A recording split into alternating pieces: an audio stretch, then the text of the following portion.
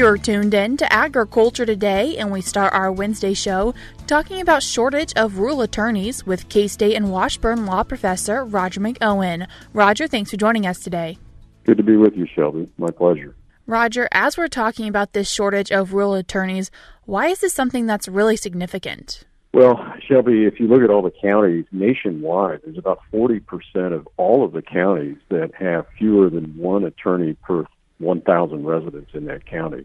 National average is about 4, but that shows us that we've got a problem not just in the plains in the western part of the country, but across the country. You could go to upstate New York, for example, and there's a rural attorney shortage there, just like we face it in Kansas, for example. We have 4 counties in the state of Kansas that don't have a single attorney that resides in that particular county, and that story gets repeated throughout the plains and throughout the West. And so it's a real problem, but it seems to be centered primarily in the center part of the country and further west. The ability of farmers and ranchers to find competent legal counsel to help them address their unique issues is very, very difficult. And so thinking about not just any attorneys, specifically attorneys that know about agriculture and some of the tax stuff that goes along with it? That's right. Agricultural law, as I've said for a number of years, is basically, in many instances, law by the exception.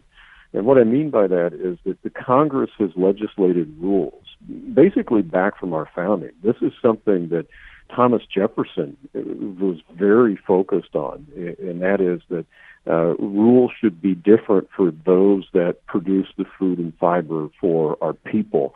And the Congress has legislated a different set of rules with respect to many areas of the law than rules that apply to non-farmers. And so we have to have attorneys that are specifically trained in those unique legal issues to properly represent farmers and ranchers. So it's not possible just to put law students that have graduated past the bar and get them into a rural area. They have to be specifically trained in those legal issues, or they could end up doing more harm than good. And really, they can have also more of an impact than just practicing law in that community?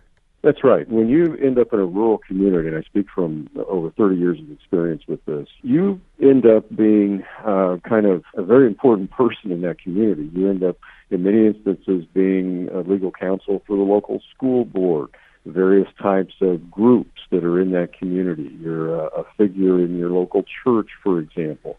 People look up to you, and they admire you for being not only an attorney, but a counselor for them on a lot of issues. And you're kind of a big fish in a small pond, and you're not just a peg in a hole, as you can end up with being with a big firm in a large city and just kind of get lost. And there are a lot of misconceptions and misperceptions that we have to disabuse our students from, and that is that you have to go to the big city to be successful. No, you can be successful in a small town. The saying is probably heard it, you bloom where you're planted. And you can bloom pretty large in a small rural community. And the feeling of being very significant person in helping people and helping farm families see their legacies continue in their families is very rewarding. And working with farmers and ranchers is a very rewarding aspect of the practice. And I hope that our students who end up in rural communities find that out, and I'm sure that they will. And Roger, as you have spent a lot of time in agriculture and rural parts of our country, what are a few key things that you really see from people who can thrive in those areas?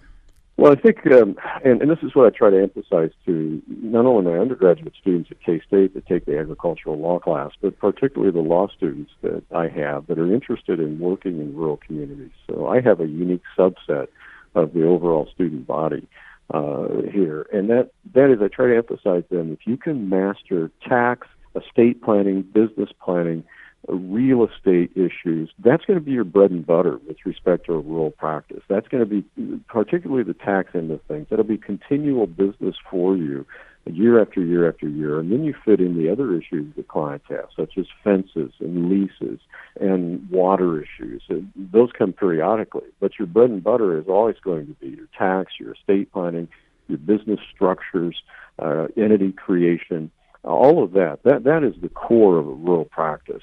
And then you fit the other legal issues that your farm clients and your ranch clients have around those issues. When we introduce you, we always introduce you as a K-State and Washburn law professor. And so how do you see that transition of people from going to K-State to Washburn or other universities?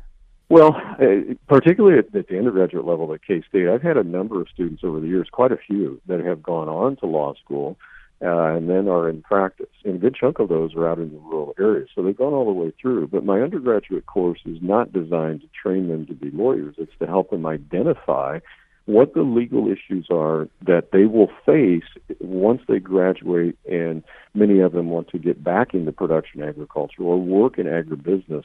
It exposes them to how the law intersects with agriculture in general, and some of those catch the fire and they catch the inspiration that then they do go on to law school, and I've had a number do that and also end up in government positions, maybe working with a Kansas senator or representative in D.C., and then go on into policy situations that are important to agriculture. So you don't have to be a practicing lawyer to have an impact in a rural community, but some have gone on to be in that practice. But at the undergraduate level at K-State, we're concerned about identifying issues, and it really opens up their eyes to how much, probably unfortunately, the law intersects with the daily life of a farmer or rancher. How might people then, if they're interested in practicing law in rural communities, what could that process potentially look like for them? Well, there are a number of unique opportunities that they have. If they're interested in coming to Washburn, we have a whole program that's devoted to rural practice.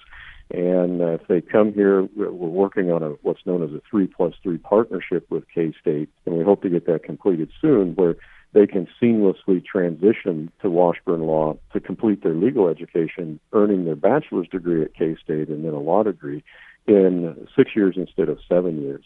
And if they were to come here, they could focus their studies in agricultural legal issues. We have a number of courses that they can take over their 3-year experience. Plus, we have rural practice organizations, we have ag law student organizations, we have a rural externship program where they can, after their first year, for between their first and second year and their second and third year in those summers, they can extern with a law firm in a rural community and have a stipend that covers their expenses and get credit for it. And that is funded by a grant from the Dean Hansen Foundation. And that's been very successful over the years. We have approximately 15 to 20 students that take advantage of that every summer. And then the hope is that they will end up with those firms after they graduate and pass the bar exam. So that helps them get involved in those local communities that then we hope after they finish their legal education, they end up in those communities. So it's an introduction to that. And we've had a lot of good reports come back from students about that.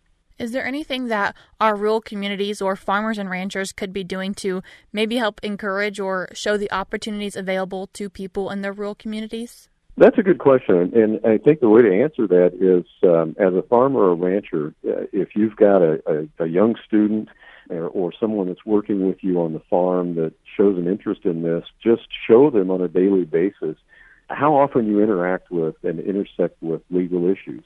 Maybe you've got a contract issue. Maybe you've got aerial application of pesticides. You hire somebody to come and apply pesticides, and there's a problem that results.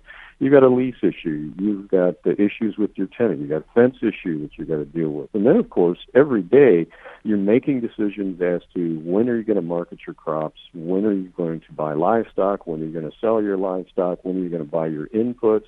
And that is, a lot of it's driven by tax considerations. And then when are you going to buy machinery and equipment, and are you going to depreciate them or not? Those are all tax-related issues. And then, of course, the overall structure of your business. What's the best way for you to be structured to transition your business to the next generation, to protect your legacy, or to minimize tax all at the same time? What about your estate plan? Whole host of issues that are out there. And it's really an exciting area of the law. It's very dynamic. It's always changing. There's always something going on. I never lack for anything to write about or talk about, and haven't in the past 32 years. And it's changing every day.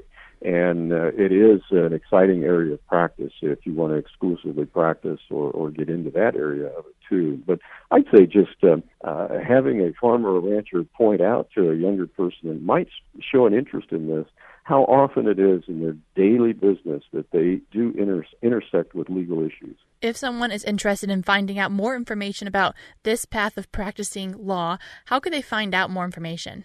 Well, I would encourage anyone that's interested to contact me either by email or through my website, or contact K-State Department of Ag Econ. They can get in touch with me there too.